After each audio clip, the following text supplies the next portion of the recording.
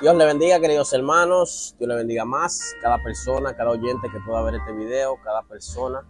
Quiero bendecir tu vida con una palabra que el Padre ha depositado en mi espíritu. Espero que esta palabra sea bendiciendo tu vida, cada persona que la pueda mirar, cada familiar.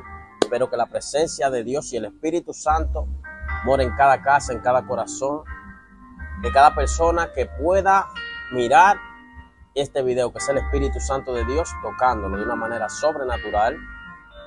Y hoy en este canal de YouTube quiero hablar de la historia de Zaqueo. Cada semana estaremos hablando de una historia bíblica, de una historia que pueda ser ministrada por el Espíritu Santo de Dios, para que tú que estás mirando este video pueda tener un encuentro con el Padre, con el Hijo y el Espíritu Santo de Dios, y pueda tener entendimiento de todas las historias que fueron escritas en la Biblia, que fueron inspiradas por un hombre, fueron inspiradas por el Espíritu Santo, para que pueda ser escrita y cada persona que la vea pueda vivir conforme a la palabra. Y quiero hablarte de la historia de Zaqueo. Estuve leyendo en Lucas capítulo 19, versículo 1. Estaremos leyendo la palabra en el nombre del Padre, Hijo y Espíritu Santo. Amén.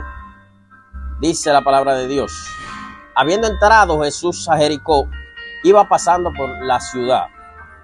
Y sucedió que un varón llamado Zaqueo, que era jefe de los publicanos y ricos, procuraba ver quién era Jesús, pero no podía a causa de la multitud, pues era muy pequeño de estatura. Y corriendo delante subió a un árbol sicómoro para verle, porque había de pasar por allí. Y cuando Jesús llegó a aquel lugar, mirando hacia arriba, le vio y le dijo: Zaqueo, date prisa, desciende, porque hoy es necesario que pose yo en tu casa. Entonces él descendió de prisa y le recibió gozoso. Al ver esto, todos lo murmuraban, diciendo que había entrado a posar un hombre pecador. Vamos a dejarlo hasta aquí. Yo quiero hablarte hoy de la historia de Zaqueo. La historia de Zaqueo, desde la primera vez que le empecé a estudiar, me impresionó mucho de cómo Zaqueo llamó la atención de Jesús. Dice la palabra de Dios que Jesús venía entrando por la ciudad y Zaqueo escuchó que Jesús venía por la entrada. E inmediatamente Zaqueo, cuando escucha que Jesús venía entrando por la ciudad, Zaqueo se propuso llamar la atención de Jesús. Y esa fue la parte que más me impresionó, de cómo Zaqueo llamó la atención de Jesús. La palabra relata que Jesús era pequeño de estatura y Zaqueo tomó una acción de subirse a un árbol para llamar la atención de Jesús. Pero lo que más me impresiona es que Jesús andaba con más de 5,000 personas. Y dentro de las 5,000 personas que Jesús andaba, también habían personas pequeñas, habían personas grandes de todo tamaño. Pero Zaqueo fue el único en la multitud que llamó la atención de Jesús. Zaqueo decidió subirse al árbol. Y con esa acción que hizo Zaqueo de subirse al árbol, cuando Jesús iba pasando por el árbol, miró hacia arriba y dijo: Zaqueo, desciende, que hoy cenaré contigo en tu casa. ¿Qué te quiero dejar dicho a ti que estás mirando este video? Hay decisiones en nuestra vida que hacen que Jesús entre a nuestra casa y cene con nosotros. Hay decisiones que nosotros como seres humanos debemos de tomar que hacen que Jesús more en nuestro corazón. Tú me dices: ¿cómo así, Michael? Zaqueo no tuvo que hacer muchas cosas. Zaqueo simplemente se subió a un árbol y eso llamó la atención de Jesús. Y yo le llamo sacrificio. Debemos de accionar, hacer un sacrificio para que Jesús entre a nuestra vida. Jesús nunca va a entrar a tu casa si tú no tomas una decisión para que Él entre. La palabra relata que Jesús es un caballero, que Él toca la puerta y si tú le abres, Él entra.